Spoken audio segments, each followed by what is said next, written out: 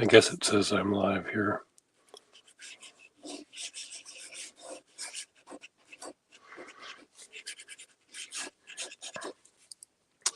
So I've recovered from my chest cold. There's a little tickle in my throat, so if I cough, that's probably why. It's still there.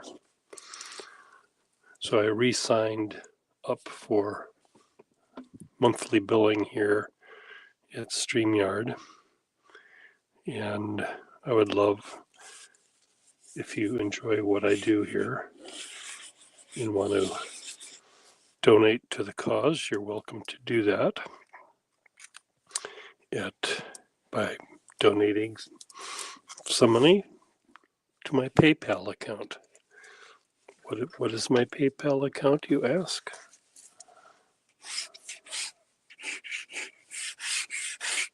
It's right here.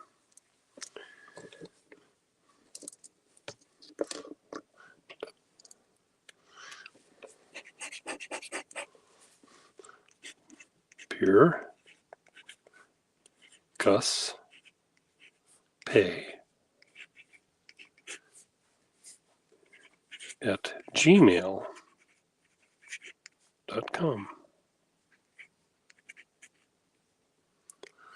So if you think that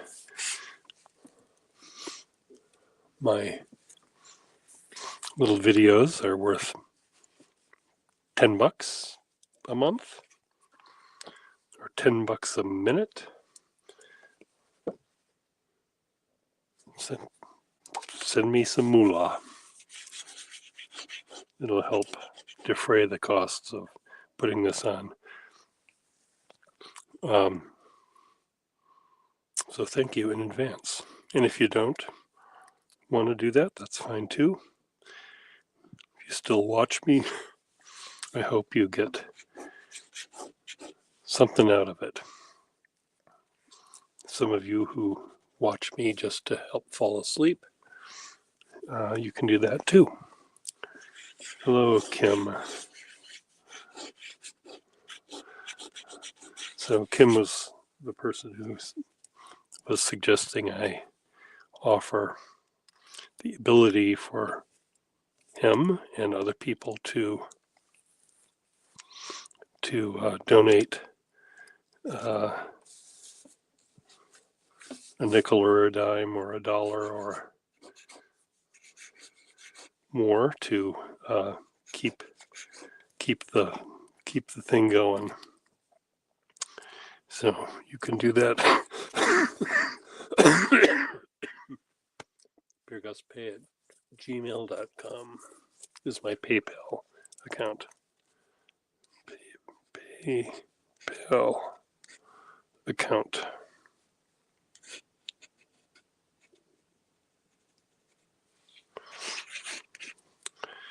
So you sign up to PayPal, you go to PureGusPay, and then you send me some money if you'd like.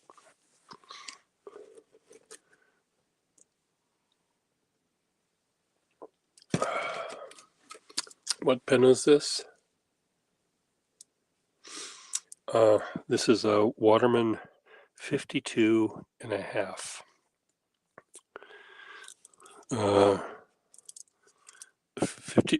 52V. What am I thinking? 52V.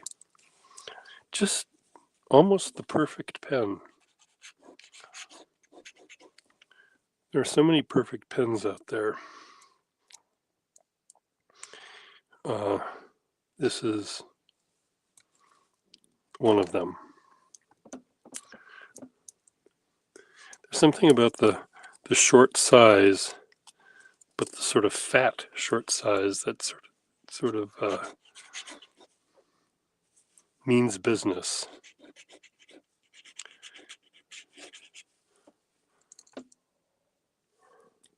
Now, does this same pen in the skinnier size mean business too? What about the long version of this? What kind of business does that mean? There's so much about the shape and length and thickness of a pen that makes me think differently. Am I just easy to manipulate? Is that how I am? Is that what I am? Am I so wishy-washy? Do I not have a spine of my own? Or do I let my pens decide what I should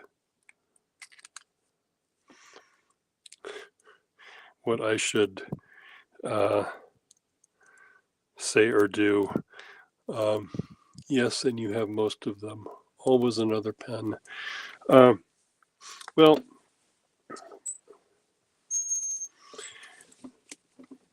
there's one of these Facebook groups that I belong to, Fountain Pen Enthusiasts, and 90% or 95% of the fountain pen enthusiasts are people who are just enthusiastic about pens. They go to the store, they buy a brand new pen, and they buy brand new ink, and then they go to the store next week and buy a different brand new pen and different color ink.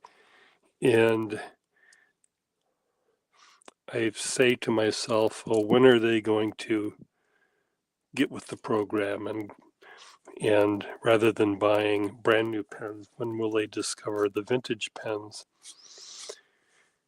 And that's snobbish of me. I shouldn't think that these pens are better than a Lamy Safari in orange, or the Lamy Safari in turquoise, or whatever the other modern pens are. They're all perfectly legitimate fountain pens. And what's wrong with wanting a turquoise pen and an orange pen and a black pen? They all could be Lamy Safaris, each with a different color ink in it. What's wrong with that? Nothing, actually.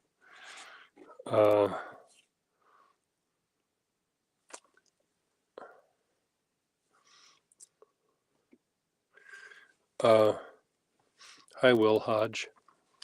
I'm getting better. I have a little tickle in my throat still, but I'm much better than I was yesterday. I got this a week ago today, and I'm finally getting over it.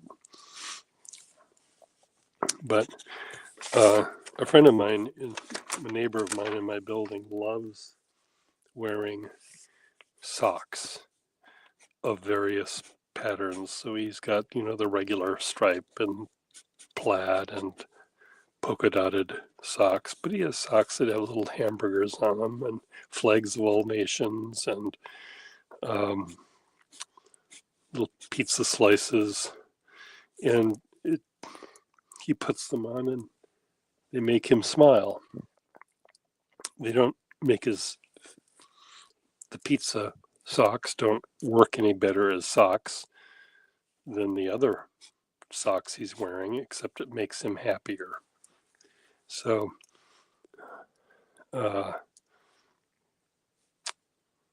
to the Lamy, there's no reason why you shouldn't have one Lamy of every color they make, if that makes you smile.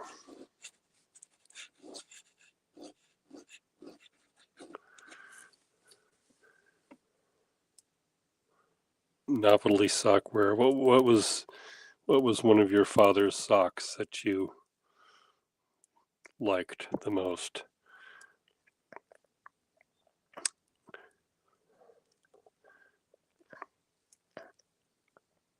I think from my father, it would, I think Argyle was about as crazy as he got.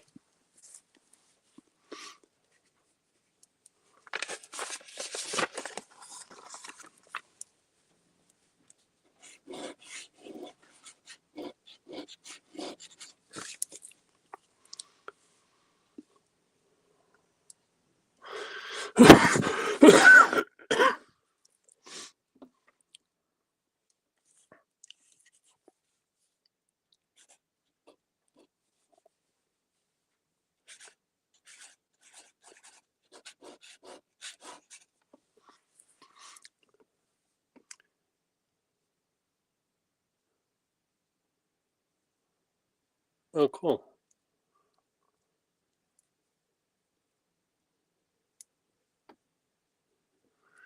My fountain pen hobby on beer budget has been burned on vintage advice on sourcing repair parts,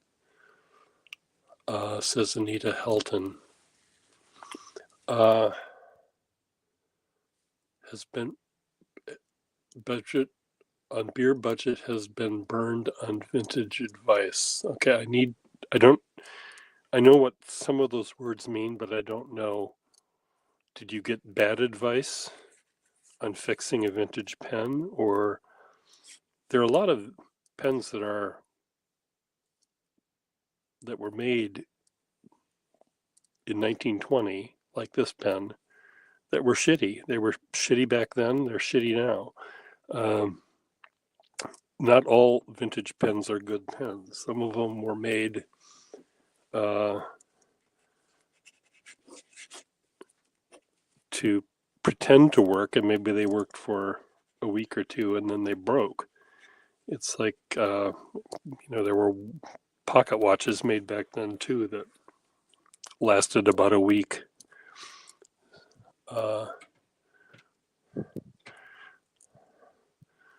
But what vintage pen did you buy that you needed advice on?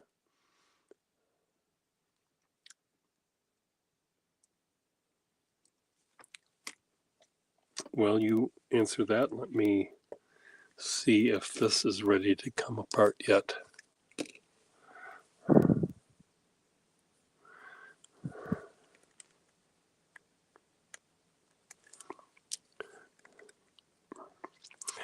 These pens often had metal sleeves that were meant to strengthen the barrel, but ended up expanding and corroding and causing more trauma than they were meant. More trauma. Anita Helton. So Anita, can you explain that better to me?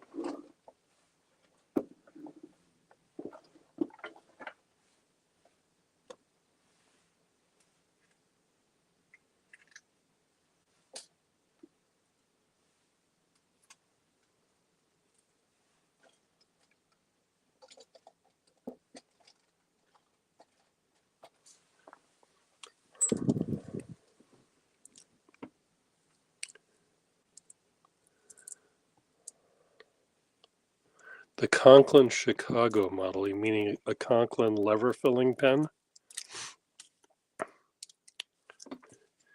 Or a Conklin Nozac? Conklin made the crescent filler, and then they made a lever filler, and then they made these piston fill Nozac pens, which are hard to fix.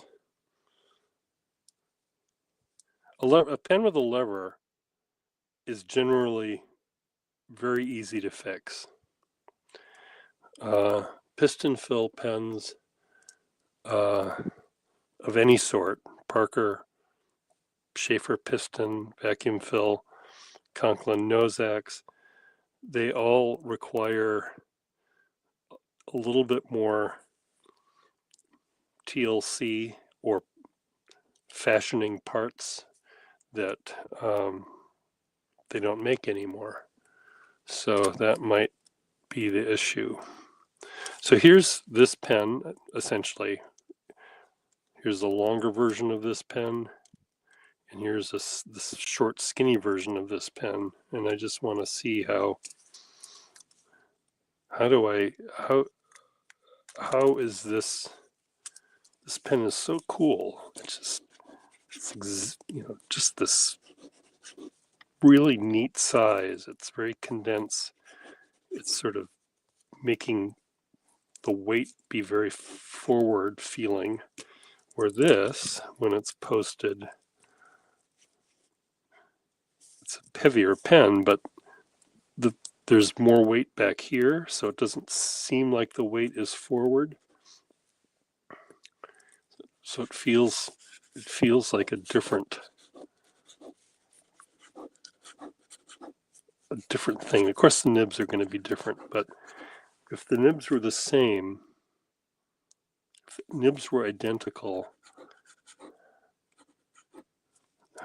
what difference do I feel in it? I mean, you can see the difference in terms of the length of the pen in my hand. Short pens, generally, the balance is forward. Here the balance is further back. And my brain and my fingers maybe feel that difference.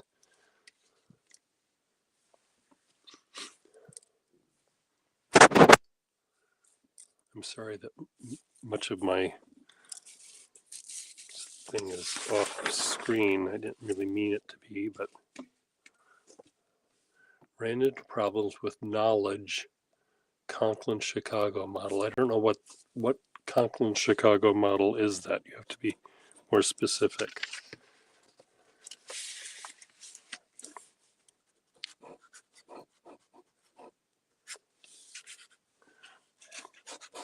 The modern Conklin pen isn't very good. Just throw that out at you.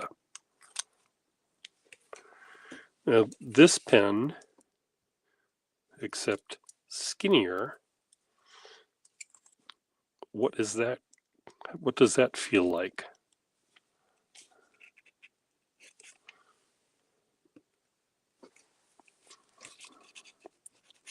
Well, this is a scratchy nib, this one.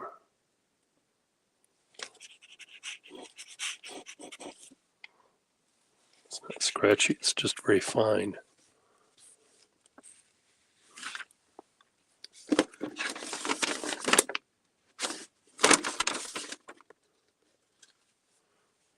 me get another piece of paper here.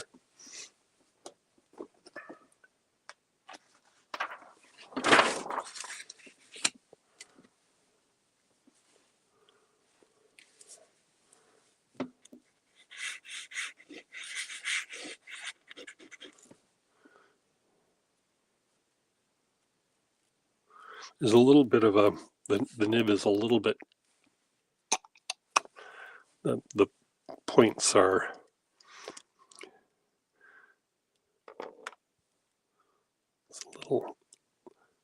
points aren't set right. There we go. That's better.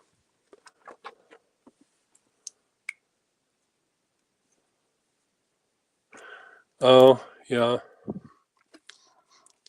You know, I really ought to spend a week and use a bunch of modern pens just so I know what people are talking about. And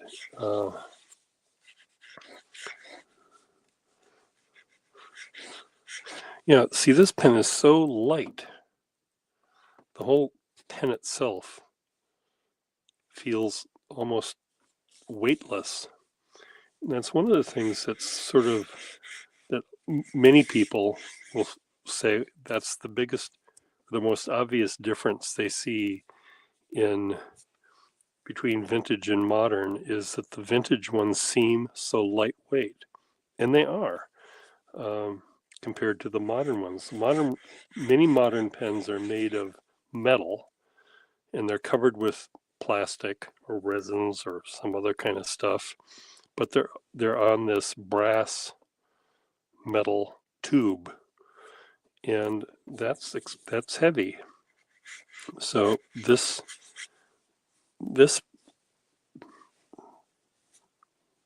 I know, does this weigh more than a pencil?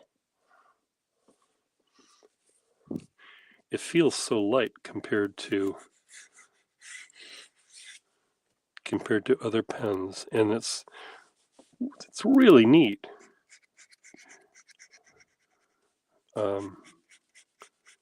especially when you want to make lines that are almost invisible. It's easy to make a very fine line with a pen that weighs almost nothing.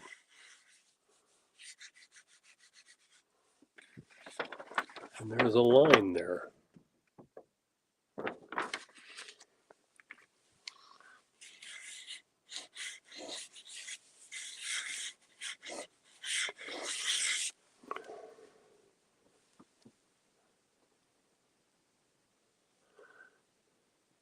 Yeah, okay, the Nozac. The Nozacs are hard to repair. There's a pin you have to take out. Then there's a cork thing, and there's a metal thing, and it's way more complicated than it need be. And I don't think I've ever had a single Nozac that has worked in my collection. I've never tried to fix them, but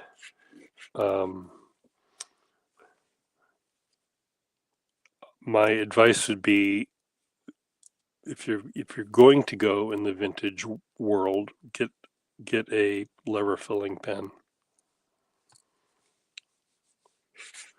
or an eyedrop filler. It's hard to go wrong with either one of those.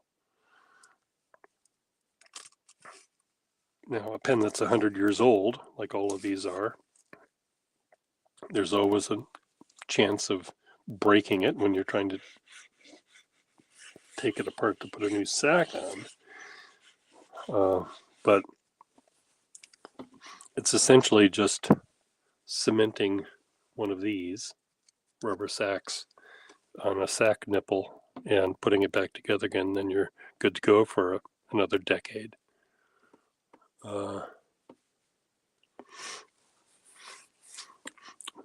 If I had a Nozac in front of me, I'd show you what the difficulty is, but you already know that.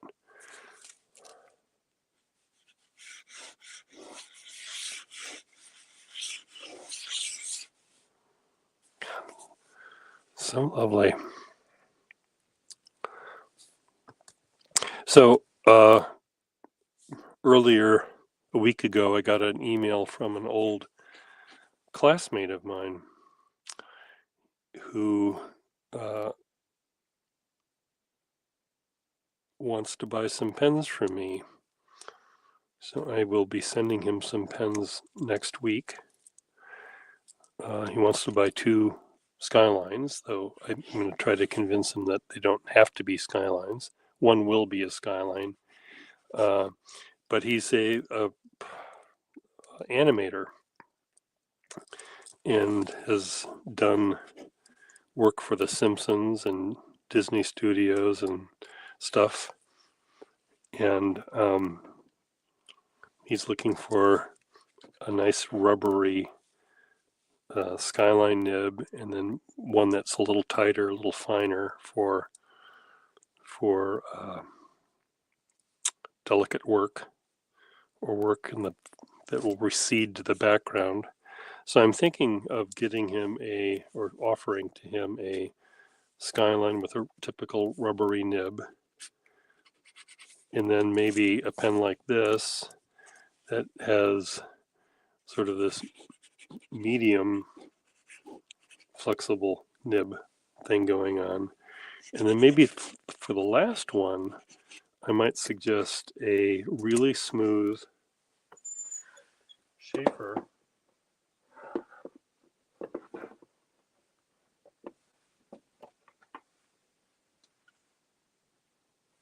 I don't know, something like this maybe, or a Feather Touch.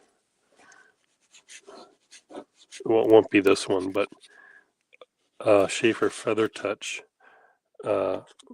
pen that has a fine, just slightly flexible, but fine nib, that all 3 nibs will be happy to sort of be pushed around in various different directions, without me fearing getting snagged or somehow broken.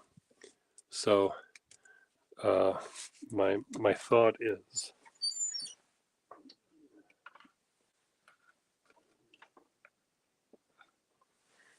again, a Skyline.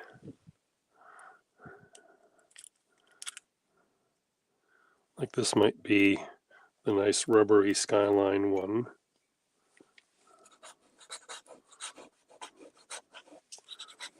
This would be for the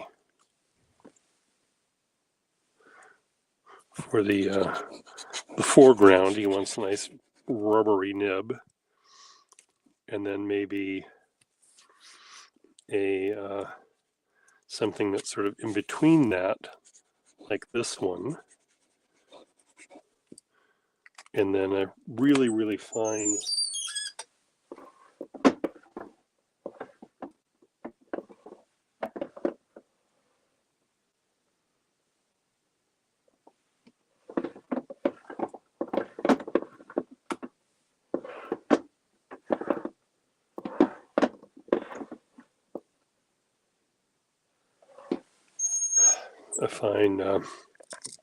Schaefer for the other one. I think that would be a good trio. I need to figure out a way to label my pen drawers, so I have them by company or by model number, and that's not helps me. I need them by the kind of nib they have.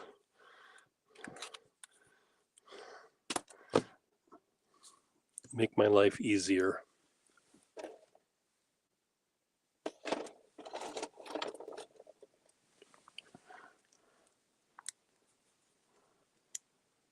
Like this one here. Here's a Schaefer. This is the sort of nib that I think he might like for the fine work in the background.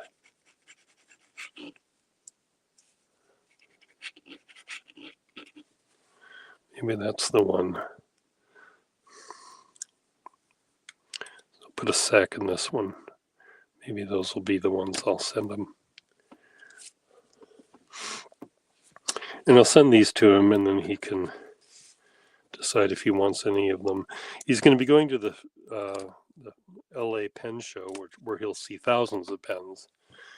But if I could sort of say, well, these are what I have for you. You might find similar ones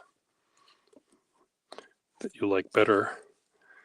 But at least here's a way for you to start with these, play with these for a few days before you go to the show, so you have a little bit of an idea of what you can expect.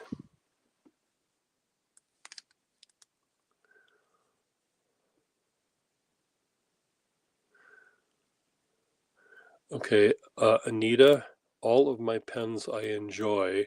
Do you lean to any particular brands?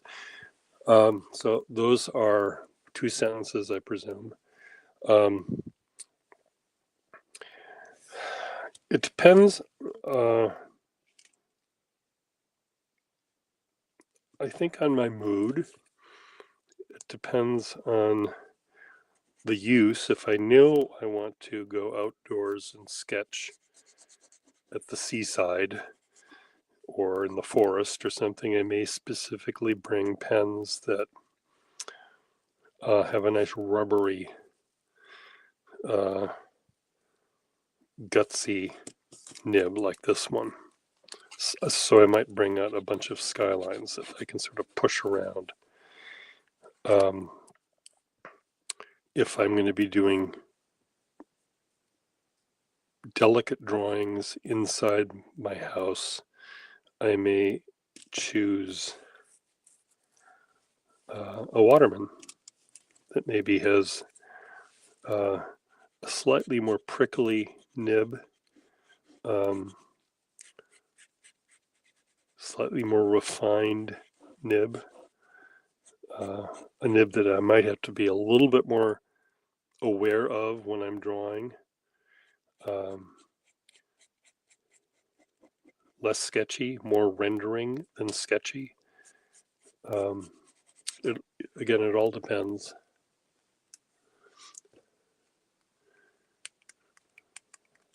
Anita, would you like to join me live?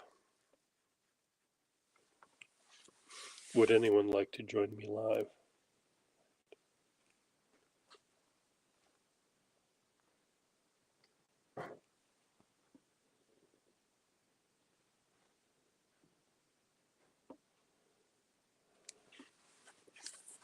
If someone wants to join me live for a few minutes, click on that button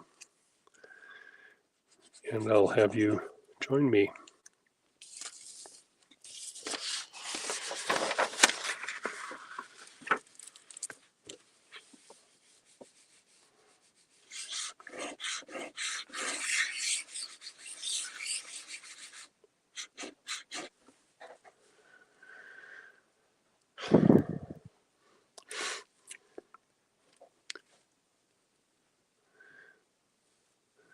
But I'm not going to stay much longer because I do have to get some lunch in me and do some errands outside.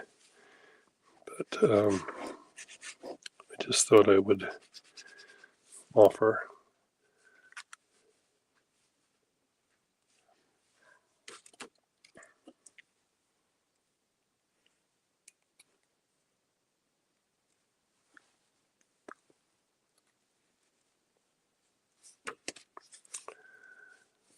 Well, goodbye everyone, and again, if anyone wants to donate to the cause, my PayPal is puregustpay@gmail.com. See you later.